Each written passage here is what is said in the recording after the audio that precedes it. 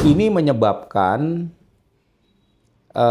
gangguan pasokan minyak, gas di seluruh dunia. Ini menyebabkan satu krisis energi global yang menurut, saya kutip nih pernyataan dari Executive Director International Energy Agency, Fatih Birol, yang mengatakan krisis ini jauh lebih besar dibandingkan kombinasi krisis energi tahun 70-an, kita tahu ya 73, 79, dan krisis ya yang terjadi kenaikan harga minyak 2008, dan yang terakhir Ukraine-Russia War gitu. Nah, jadi kalau dilihat sebenarnya gangguan dari Selat Hormuz ini luar biasa. Jadi bukan saja soal pasokan minyak gas, tapi juga pasokan bahan baku untuk industri.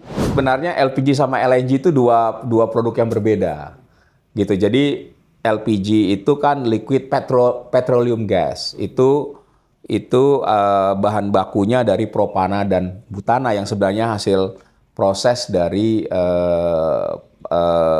minyak. Karena infrastruktur kan tadi gas kan butuh pipa, ya bangun pipa itu nggak gampang. Iya, ini masalah infrastruktur. Kalau LPG kan bisa dikirim dengan tabung. Nah, cilakanya kita hanya memproduksi 15-20% dari 8 juta ton tadi. Jadi kira-kira 6,5 juta ton itu kita harus impor. Pelajaran berharga, hari ini sistem energi dunia itu 70%-nya dari energi fosil. Di Indonesia 85% energi kita dari energi fosil. Ya. Dan energi fosil ini salah satu risiko terbesar itu adalah harganya nggak hanya ditentukan oleh demand supply, tapi oleh geopolitik.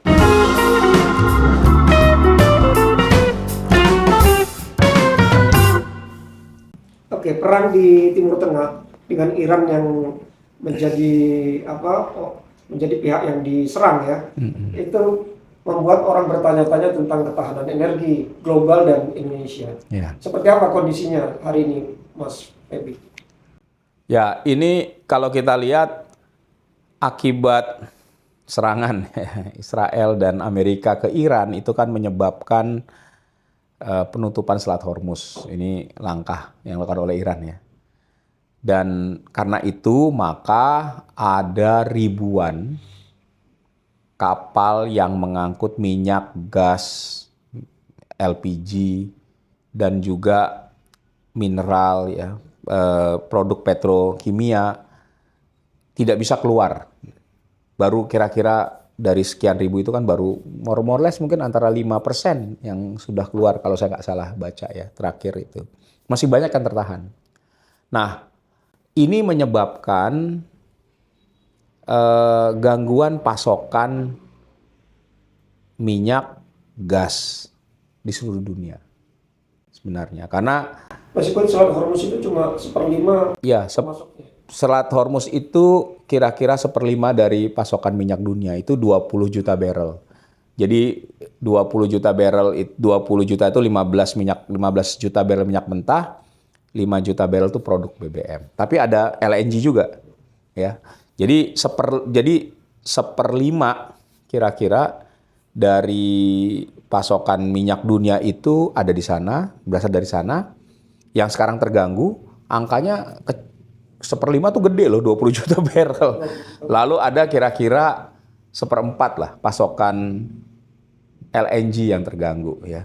Kira-kira begitu. Jadi ini menyebabkan satu krisis energi global yang menurut, saya kutip nih pernyataan dari Executive Director International Energy Agency, Fatih Birol, yang mengatakan krisis ini jauh lebih besar dibandingkan kombinasi krisis energi tahun 70-an, kita tahu ya 73, 79, dan krisis ya yang terjadi kenaikan harga minyak 2008, dan yang terakhir Ukraine-Russia War gitu.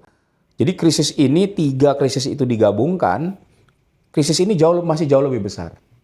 Jadi kita bisa bayangkan skala dampaknya tuh luar biasa sebenarnya.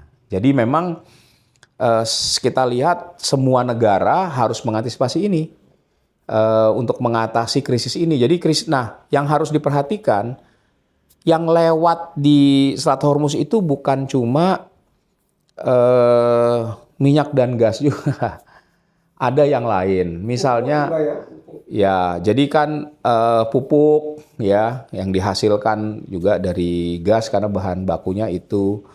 Lalu sulfat yang kita perlukan juga untuk smelter kita, ya. Lalu helium yang diperlukan oleh perusahaan manufaktur chip, ya, khususnya yang ada di Jepang, Taiwan, Korea Selatan gitu. Itu kan byproduct dari proses LNG. Nah, jadi kalau dilihat sebenarnya gangguan dari Selat Hormuz ini luar biasa. Jadi bukan saja soal pasokan minyak gas, tapi juga pasokan bahan baku untuk industri. Hari ini misalnya ya, semua industri petrokimia yang ada di dunia termasuk di Indonesia itu kekurangan nafta. Sehingga nggak bisa memproduksi plastik. Akibatnya apa? Kita lihat di Indonesia nih, 2 minggu terakhir harga plastik udah naik 2 kali lipat kan? Ya, jadi kita lihat krisisnya itu bukan saja krisis ketersediaan BBM, tapi udah merembet ke yang lain-lain. Petrokimia, dan ini penting sekali karena petrokimia itu bahan baku untuk industri. Produsen oli misalnya, ya membutuhkan minyak mentah juga. Dan sekarang minyak mentahnya nggak ada. Banyak produsen oli mungkin lagi ketar-ketir itu. Karena takut nggak bisa produksi kalau perangnya tidak berakhir gitu. Kalaupun mereka bisa dapat, harganya mahal sekali. Ya, artinya ada peningkatan biaya produksi dan lain-lain. Nah, ini kita sudah mulai melihat dampaknya pada Indonesia. Mas Febi, kita memproduksi LNG cukup besar dan ekspor kan ya? Kita produsen LNG cukup besar dan kita dari total produksi kita kalau saya nggak salah 1/3 kita ekspor. Nah, tapi Menteri ESDM Bahlil Lahadalia Ya. mengatakan bahwa kita harus impor LPG. Ya. Kenapa produk kita LNG itu nggak bisa dengan menghasilkan LPG gitu? Ya, karena sebenarnya LPG sama LNG itu dua produk yang berbeda. Gitu. Jadi LPG itu kan liquid petroleum gas. Itu bahan bakunya dari propana dan butana yang sebenarnya hasil proses dari minyak, ya, produksi minyak gitu ya. Nah, sementara LNG liquid natural gas, jadi itu gas alam yang dicairkan, jadi memang beda. Nah, karena speknya? enggak, memang kimianya juga beda gitu ya. Kalau kita bilang ini kan kalau kayak gas gitu ya, kalau kayak LPG ini kan kayak ya kita bilang gas metan juga ya, kalau yang sama bisa yang bisa dipakai gitu. Nah, kalau sementara LNG beda, tadi gas alam tuh kimianya beda. Nah, jadi itu tidak sama barangnya. Nah, gas bisa dipakai memasak, bisa ya, tapi kita pakainya bisa di pipa yang seperti sekarang juga kita pakai gas alam, jadi pakai pipa ya. Harganya lebih murah daripada LPG ya. Ya, gas alam itu bisa lebih murah. Nah, tapi kan sama. Kalau misalnya gas alamnya ini kan gas, kemudian untuk bisa dikirimnya bisa pakai pipa atau dicairkan tadi. Dicairkan. Jadi kalau mau jadi gas lagi nanti diubah, digasifikasi lagi jadi gas dia. Nah, di proses ini kan ada biaya. Ya, maka kenapa LNG lebih mahal dibandingkan dengan kalau gas alam langsung misalnya. Nah, sehingga kita bukannya nggak pakai gas untuk masak, kita pakai jaringan gas kota itu sudah ada dan terus dikembangkan oleh pemerintah. Tapi fakta menunjukkan bahwa konsumsi LPG itu jauh lebih tinggi daripada kenaikan konsumsi gas. Karena subsidi? Bukan juga, ya karena infrastruktur. Kan tadi gas kan butuh pipa. Ya, bangun pipa itu nggak gampang. Iya, ini masalah infrastruktur. Kalau LPG kan bisa dikirim dengan tabung. Jadi LPG itu lebih mudah, lebih gampang tersedia. Dan sebenarnya kita menggunakan LPG besar-besaran itu mulai terjadi di era pemerintahan Presiden SBY 2007. Pemicunya adalah apa? Adalah kenaikan harga minyak. Kita kenaikan harga minyak yang membuat harga minyak tanah yang pada saat itu didominasi penggunaan untuk memasak itu naik gila-gilaan. Harganya subsidi pemerintah pun besar-besaran. Lalu dihitung-hitung ternyata LPG lebih murah daripada minyak tanah. Dimulailah konversi minyak tanah ke gas. Pemerintah bagi-bagi tuh 50 juta kompor LPG dan tabung melon 3 kilo. Itu dimulai tahun 2007, 2008 sampai itu kan program besar-besaran 50 juta sampai 2010. Yang sempat di awal-awal banyak yang tabung meledak gitu kan. Ya semuanya orang takut gitu ya. Tapi ini terus jalan. Nah, jadi kalau kita lihat awalnya LPG konsumsinya 4 juta ton per tahun, sekarang sudah 8,5 juta ton. Nah, cilakanya kita hanya memproduksi 15-20% dari 8 juta ton tadi. Jadi kira-kira 6,5 juta ton itu kita harus impor.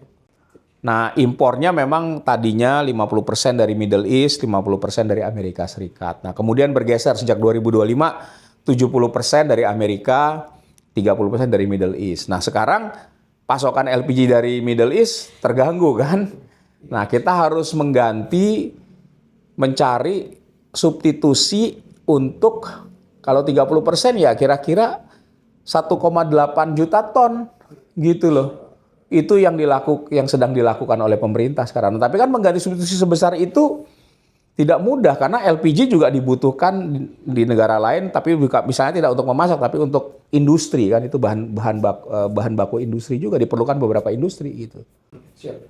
Mas Ferdi, apa namanya orang selalu mengatakan ketika perang dan kebetulan ini perangnya di Timur Tengah, ada blokade di Selat Hormuz dan kemudian orang bilang meskipun ini klise, orang mengatakan bahwa ini adalah moment of the truth untuk pengembangan energi terbarukan. Apakah Mas Ferdi menganggap perang ini adalah insentif untuk negara-negara di dunia ini untuk ayo lo kembali ke energi terbarukan dan gaspol gitu? Ya. Jadi pelajaran berharga. Hari ini sistem energi dunia itu 70%-nya dari energi fosil. Di Indonesia 85% energi itu dari energi fosil. Ya, dan energi fosil ini salah satu risiko terbesar itu adalah harganya nggak hanya ditentukan oleh demand supply, tapi oleh geopolitik. Ini udah kejadian kan? Ya, kalau kita lihat semua krisis energi yang terjadi itu adalah geopolitik tahun 73, 79, 2022 dan sekarang itu kan semuanya karena faktor geopolitik tuh. Jadi sebenarnya ketergantungan pada energi fosil itu adalah risiko paling besar dan sekarang sudah menjadi risiko finansial malah. Ya, jadi ini yang harusnya menyadarkan banyak orang, termasuk pemerintah pembuat kebijakan kita ya, bahwa ketergantungan pada energi fosil itu menciptakan risiko ekonomi, risiko fiskal yang besar sekali buat Indonesia. Nah, kalau kita lihat semua negara mengalami krisis, tapi rasa sakitnya beda-beda. Nah, kita lihat ambil contoh lah, krisis pada saat 2022, Eropa tuh mengalami krisis gila-gilaan kan, karena ketergantungan pada gas Rusia, ketika kemudian gasnya nggak ngalir, harga gasnya naik tinggi, sehingga membuat ekonomi Eropa bermasalah. Tapi ini menyadarkan Eropa bahwa mereka harus serius mengembangkan energi terbarukan. Dan kita lihat sejak itu, ya mereka mencoba untuk mengurangi ketergantungan pada gas dari Rusia. Mereka sudah nggak beli gas dari Rusia, tapi kemudian impornya dari Amerika dan dari Qatar, ya. Dari negara lain juga, tapi yang banyak itu dari Amerika dan Qatar. Tapi Eropa kemudian besar-besaran berinvestasi pada energi terbarukan. Khususnya tadi yang gas itu kan dipakai juga untuk heating, ya. Nah, mereka kalau kita lihat mereka mengganti dengan heat pump. Jadi kalau kita lihat perkembangan heat pump di Eropa tuh meningkat besar-besaran. Nah, jadi krisis yang hari ini kalau dialami banyak negara Asia yang ketergantungan energi fosilnya tinggi dan impornya tinggi, negara-negara lain nggak terlalu terdampak. Ya, negara seperti misalnya negara-negara Eropa bisa tuh. Pakistan yang dulu mengalami krisis energi karena ketergantungan pada gas, Pakistan itu hari ini tidak mengalami dampak yang sebesar dulu. Kenapa? Karena dalam 5 tahun terakhir Pakistan itu berhasil menaikkan energi terbarukan khususnya energi surya. Dalam kurang dari waktu 4 tahun, mereka bisa menaikkan energi surya itu sampai dengan sekarang 40 atau 50 gigawatt. Dari yang tadinya kecil sekali. Kenapa? Itu dipicu karena krisis. Harga LNG yang mahal itu membuat listrik di sana jadi mahal dan sering mati dulu. Nah, sehingga konsumennya pindah ke energi surya dan sekarang mereka booming luar biasa. Efeknya nggak terlalu. Pelajarannya apa? Pelajarannya adalah kita harus mulai memikirkan untuk serius mengembangkan energi terbarukan sebagai upaya mitigasi risiko ketahanan energi kita. Gitu. Nah, dalam hal itu Indonesia punya kesempatan karena Indonesia ini punya sumber daya energi terbarukan yang besar sekali ya. Kalau menurut hasil kajian ISR, kita punya potensi energi surya saja itu antara 3,4 terawatt sampai 20 terawatt. Ya, kalau data pemerintah Terawatt berapa gigawatt itu? 20.000. Jadi 3.400 sampai 20.000 gigawatt.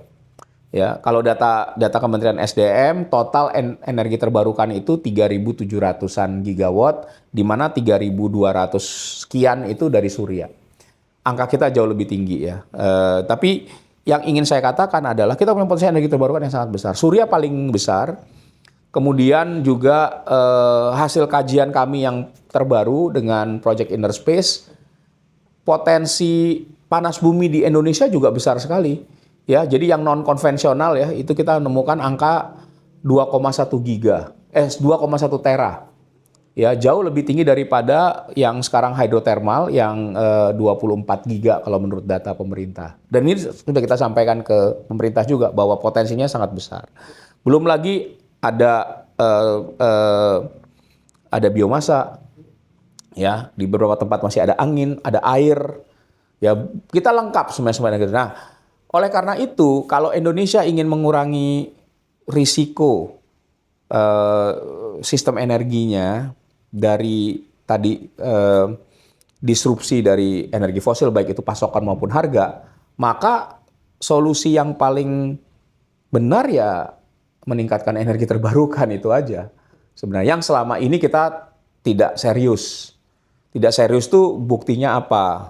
Kita misalnya tahun 2014 kita keluarkan PP 79 2014 tentang kebijakan energi nasional yang menetapkan target bauran energi terbarukan 23% di tahun 2025. Ternyata kita nggak mencapai target itu. 2025 kita hanya 15% yang bisa dicapai dari target 23%. Kenapa ya? Kita kurang serius untuk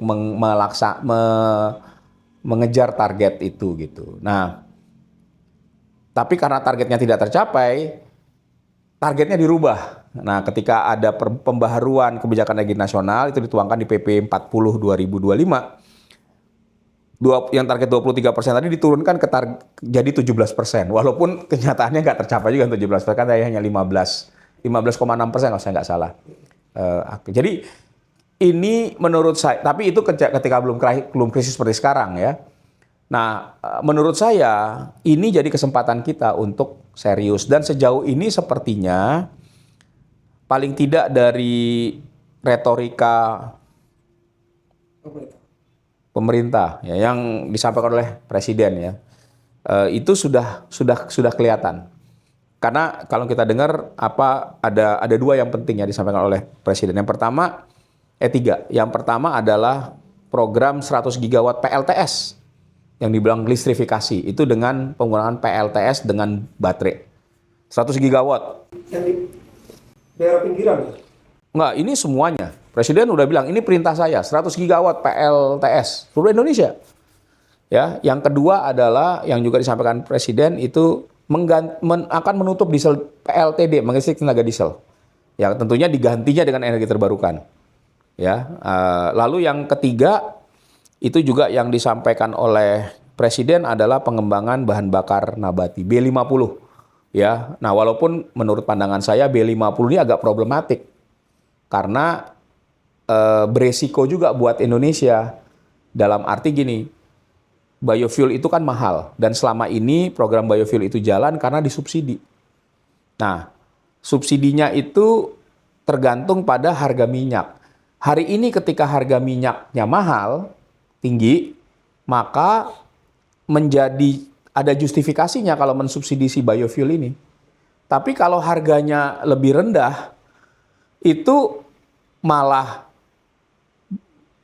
harga bahan bakar nabati ini jadi lebih mahal daripada harga BBM. Gitu loh. Jadi tidak efektif kalau bicara ingin menurunkan harga, mengurangi beban fiskal pemerintah gitu, karena nanti bisa berdampak pada fiskal juga gitu.